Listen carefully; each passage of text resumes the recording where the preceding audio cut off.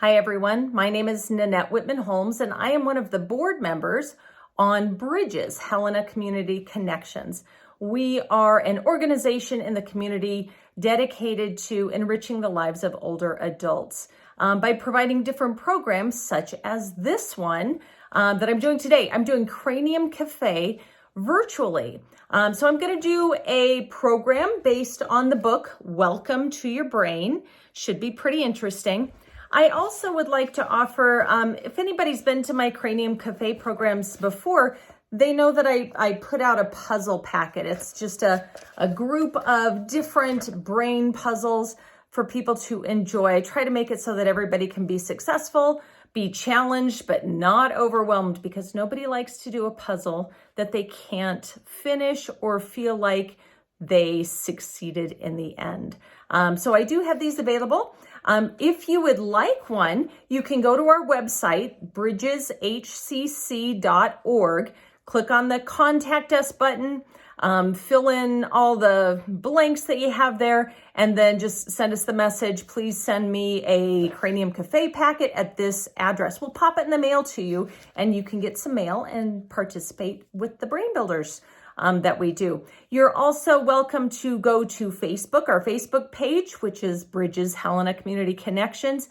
Messenger us through Facebook with your name and address, and we'll send it to you if we get the information that way. If you got an email through our listserv, you could reply back to that email that you would like to have a Cranium Cafe Brain Builders packet sent to you. Give us your address, which we don't sell. We're just sending you a Brain Builders thing. Let us know via that method that you would like to get one, and we'll send it to you there. So just contact us somehow, give us your address, and we'll send you a Brain Builders packet. We're also going to have them hopefully in a little pocket folder container outside of Covenant United Methodist Church. So you could always just swing by and pick one up right there by the front doors of the church. So Brain Builders are fun. I'd like to send them out. They're really hard to email because I put them together individually. So I can't really email them, but we're happy to clog up your mailbox and send you something in the mail. Just let us know your address and we will do that. So with that, let me start with my program called Welcome to Your Brain. So your brain lies to you a lot. I'm sorry to have to break the news to you, but it is true. Even when your brain is doing essential and difficult stuff, you're not aware of most of what's going on. Your brain doesn't intend to lie to you, of course. For the most part, it's doing a great job. It's working hard to help you survive and accomplish your goals in a complicated world. Because you often have to react quickly to emergencies and opportunities alike, your brain usually aims to get a half-baked answer in a hurry rather than a perfect answer that takes a while to figure out. Combined with the world's complexity, this means that your brain has to make shortcuts and make a lot of assumptions. Your brain's lies are in your own best interest most of the time, but they also lead to predictable mistakes. One of the goals that I'm working on today with you is to help you understand the types of shortcuts and hidden assumptions that your brain uses to get you through life. I hope that this knowledge will make it easier for you to predict when your brain is a source of reliable information and when it's likely to mislead you. The problems start right up front. When the brain takes in information from the world through your senses, even if you are sitting quietly in a room, your brain receives far more information than it can hold on to, or that you even need to decide how to act. You may be aware of the detailed patterns of the colors in the rug or the pictures on the wall, the sounds of the birds outside. I can hear the birds outside right now. Your brain perceives many other aspects of the scene initially, but quickly forgets them. Usually these things really aren't important, so we don't often notice how much information we lose. The brain commits many lies of omission, or it discards most of the information in the world as soon as it is deemed to be unremarkable. Lawyers know this principle. Eyewitnesses are notoriously unreliable, in part because they imagine, as most of us do, that they see and remember more details than they really can. Lawyers can use this knowledge to discredit witnesses by tempting them to say they saw something that the lawyer can disprove, casting doubt on the rest of the witness's testimony. In addition to throwing away information, the brain also has to decide whether to take shortcuts, depending on how it values speed against accuracy in a particular situation. Most of the time, your brain favors speed, interpreting events based on rules of thumb that are easy to apply, but are not always logical. The rest of the time, it uses the slow, careful approach that's appropriate for doing math or solving logic puzzles. Psychologist Daniel Kahneman won the Nobel Prize in Economics for studying these rules of thumb and how they influence real-life behavior. The take-home message from their research is that logical thinking requires a lot of effort. For example, try to solve the following problem quickly. A bat and a ball together cost $1.10. The bat cost $1 more than the ball. How much does the ball cost? Now, most people would say 10 cents because I gave you the $1.10, which is intuitive but wrong. The bat actually cost $1.05 and the ball cost 5 cents. Mental shortcuts like this are very common. In fact, people are likely to use them in almost all situations unless they're strongly cued that they should be using logic instead. Most of the time, the intuitive answer is good enough to get by, even when it's wrong. In everyday life, we're not typically asked to solve logic problems, but we are often asked to make judgments about people we don't know very well. Kahneman, I think I'm mispronouncing his name, Kahneman used another approach to show that these judgments aren't logical either. Oh my goodness, what are we doing? For example, he would start an experiment by telling people about a woman named Linda. Linda is 31. She's single, she's outspoken, and she's very bright. She majored in philosophy. As a student, she was deeply concerned with issues of discrimination and social justice, and also participated in anti-nuclear demonstrations.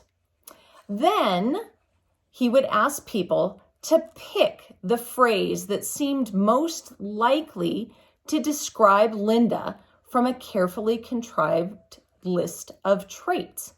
Now, most people thought it was more probable that A, Linda is a bank teller who was active in the feminist movement, rather than B, Linda is a bank teller.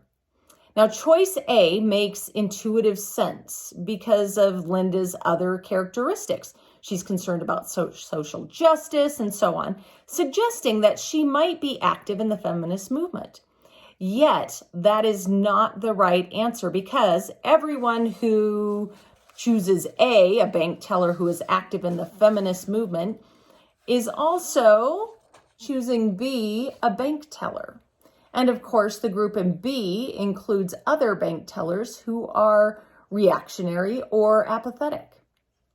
In such a case, even sophisticated participants like graduate students in statistics make the error of reaching a conclusion that directly contradicts logic. This strong tendency to attribute groups of related characteristics to people without much guidance is a quick way of estimating likely outcomes. But it may also be a root cause of many of the stereotypes and prejudices that are common in society. To make matters worse, many of the stories we tell ourselves don't even reflect what's actually happening in our heads. A famous study of brain damaged patients demonstrates this idea. The patients had been treated for severe epilepsy by a surgical operation that disconnected the right and left halves of the brain's cortex to prevent seizures from spreading from one side of the brain to the other. Now, this meant that the left half initially didn't know what the right half was doing, and vice versa. In one experiment, the scientists showed a picture of a chicken claw to the left side of the patient's brain, where the language areas are located, and then they showed a picture of a snow scene to the right side of the brain, which cannot produce speech. Asked to pick a related image from another set of pictures, the subjects would correctly choose a shovel with his left hand, which was controlled by the right side of the brain, and that person would pick a chicken with their right hand, which is controlled by the left side of the brain. When asked to explain their choices, they would respond, "Oh, that's simple. The chicken claw goes with the chicken, and you need a shovel to clean out the chicken shed." So the scientists concluded that the left side of the brain contains an interpreter whose job it is to make sense of the world even when it doesn't understand what's really going on. These problems of throwing away information, taking mental shortcuts, and inventing plausible stories come together in what psychologists call the change blindness principle. For example, look at two pictures that are essentially identical. You try to find the differences between them. Differences between two pictures. I should do this as a brain builder. When people look at complicated pictures like that they're shown, they can identify differences if the images remain still. But if the image flickers during the transition from one to the other, then they have a lot more trouble. This happens because your visual memory isn't very good. Experiments of this sort led psychologists to push their luck and try more outrageous ways to get people to fail to notice things. In one of our favorites, a researcher approaches someone on the street and asks for directions. While the person is replying, workmen carry a large door between the two people, blocking their view of each other. So behind the cover of the door, the person who asked for directions is replaced by another person who carries on the conversation as if nothing has happened. So even when the second person looks very different from the first, the person giving the directions has only about a 50-50 chance of even noticing that change happened. Oh, that's so sad. Oh my. In another experiment, subjects would watch a video in which students in white shirts pass a basketball around, while another 3 students in black shirts pass a second basketball. The viewers are asked to count the number of passes made by the white-shirted team. As the two groups mingle, a person in a gorilla suit walks into the game from one side and walks out the other side. After pausing to face the cameras and beat his chest, wave at the cameras essentially, about half of the people who were viewing that video failed to even notice that a gorilla walked across the screen. These experiments illustrate that you perceive only a fraction of what's going on in the world. We've established that our memories of the past are unreliable and that our perceptions of the present are highly selective. At this point, we probably shouldn't be surprised to hear that our ability to imagine the future is also worthy of suspicion. As a researcher named Daniel Gilbert explains in a book called Stumbling on Happiness, let me find that here. Let's see. When we try to project ourselves into the future, our brains tend to fill in many of the details, which may be unrealistic, and leave out many others, which may be important. Depending on our imagined reality, as though it were a movie of the future, we are prone to overlook pitfalls and opportunities alike as we plan our lives. By now, you're probably wondering if you can trust anything that your brain tells you. But millions of years of evolution lie behind the brain's seemingly peculiar choices. Your brain selectively processes details in the world that have historically been most relevant to survival, paying particular attention to events that are unexpected. As we've both seen, your brain rarely tells you the truth, but most of the time, it tells you what you need to know anyway. Again, my name is Nanette Whitman-Holmes, bringing you Cranium Cafe, and I'll be back with another section of Welcome to Your Brain next month in October. Thanks for joining me today.